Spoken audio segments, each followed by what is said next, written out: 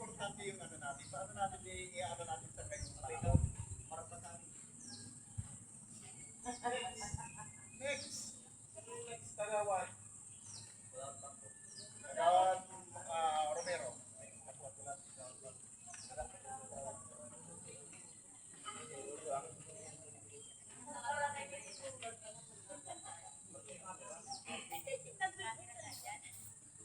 Magandang umaga po sa inyong lahat. At ngayong araw ay araw na kalayaan. Ano po?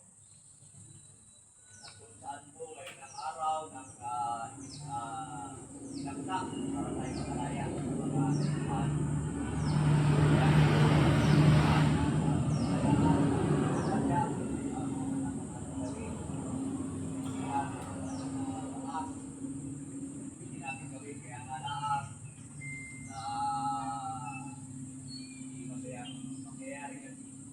Kalayaan natin ay makatuwa sa tayo. Kasi pagkaan tayo na huwag sa atin, yan tayo makaya. Kaya iba kung ano-ano na ginagawa. Kapatas na di ba hindi natin ito dahil makalayaan tayo sa kanyang gawin.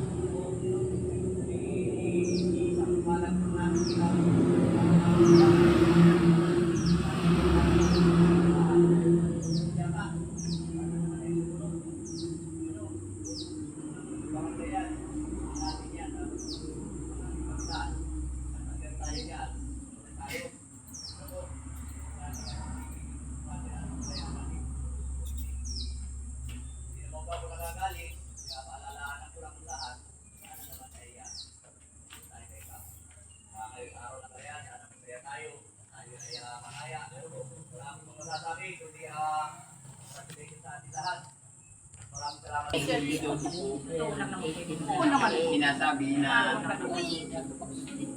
malaya tayong alis sa matayukan. Pinagdiriwang ngayong Hunyo 12, 2026 ang ka 120 na pag-anniversary ng kalayaan natin. Ang kasaysayan ng paglaya ng bansa mula sa mga dayuhan ay may dalawang mahalagang pista. Hunyo 12 po, 1898. Renoklaman ni Emilio Hidalgo ang kalayaan ng Pilipinas mula sa takot na Spanyol.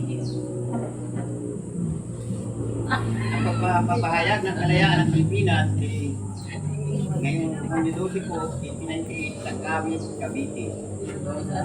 Yan pala po, iniano ng ibang bansa ang ating kalayaan. Kailan ba nating malaya ang Pilipinas mula sa mga dayuhan? Meaning. Nabasa ko na pala po ito. Yun na lang po. At bago po akong umalis dito, ay meron po akong awit na para sa kalayaan natin.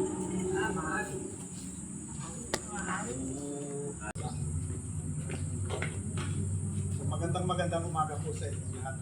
Sa inyo lahat na mabuhay present sa kunyang barangay ang Pausit page Dapat Salam. Ang tanod po ay ilan ang wala? Dalawa. Sa CW ay natay present ang dalawa ay nasa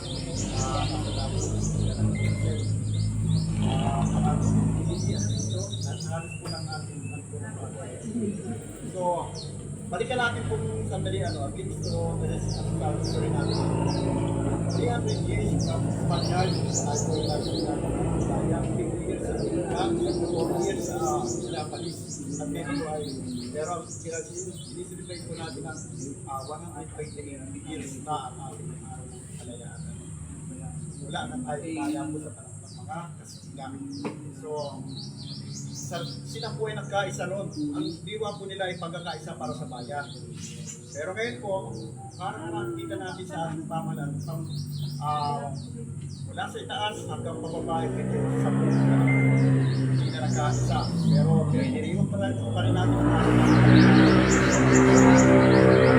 dito sa ating barangay, sapagkat tayong lahat naman po, ako bilang ama ng inyong barangay, I was elected, kayo ay elected din, kayo ay kinalaga sa inyong mga posisyon, kaya tayo po ay sakot ng ating konstitusyon. Kinalaga tayo ng ating batas, ating batas, sa inyong ating pagkakunalan. Kayo naman pa, ang sinabi ng pa, sa pamamagitan ng batas din. Tayo, hindi lamang sa batas natin, kundi maging sa ating Panginoong Diyos. So, ano po ang diwa ng ating ano po ang ibig sabihin natin ng ating panunumpa? Tayo po ay gaganap sa ating tungkulin, ating sinumpaan. Tayo ay bilang mandato sa ating mga kabarangay, ay dapat po ay gawin natin ang ating mga tungkulin. Tayo may kanya-kanyang iniatang sa ating tungkulin. Kung po tayo, kahit tayo po ay tayo ng mga ang affiliation natin ay iba-ibang politikang ikot po natin pagka dito po sa barangay, isang tabi po natin yun. At may panahon po doon, tayo po ay magkaisa. Ang layunin po natin ay para sa barangay. Ang kalayaan ay, ang bitiin ay iisang diwa, iisang layunin para sa ating para sa ating bayan, para sa ating barangay. Kaya ako po bilang siguro maging decisive na po, maging i-assert na talaga yung ating ay bilang siguro kung ang kapangyarihan iatang sa atin, gagawin ko na po siguro. I will re-elected pa. Kung ako may re-elect pa, siguro po gano'n ang aking maging pananaw. Para, kasi ang isa talaga sa mga dahilan ay ang isa sa pagulad ng ating disiplina talagang kailangan. Nawawala ang disiplina sa ating sa ating bansa din ako.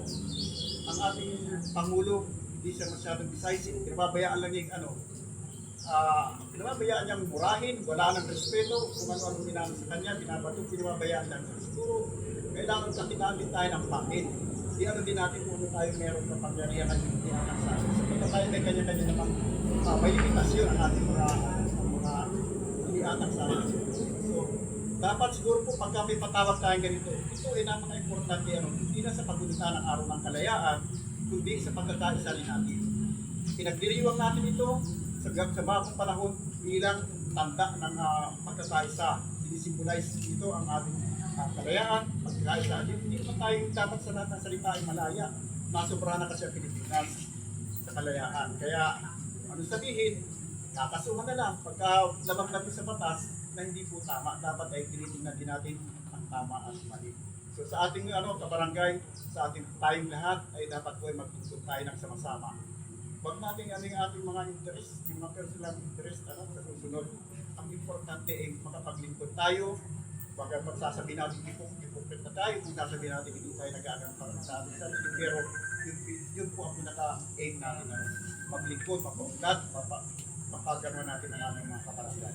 So inaasahan ko po na tayo ay muling maging masiglang sa paglilingkod sa ating barangay. So kung may mga patawag, ang patawag po ay para sa lahat yan, hindi lamang po ibig sabihin na ako ang patawag ay magaling na ito si Kapitan, patawag na lang napatawag ay parating na nilaan, maraming sabihin na yun po pag nagpatawag tayo ay para mayroong impormasyon na tayong nais parating sa ating mga kabarangay. Kaya susundin po natin mga patawag.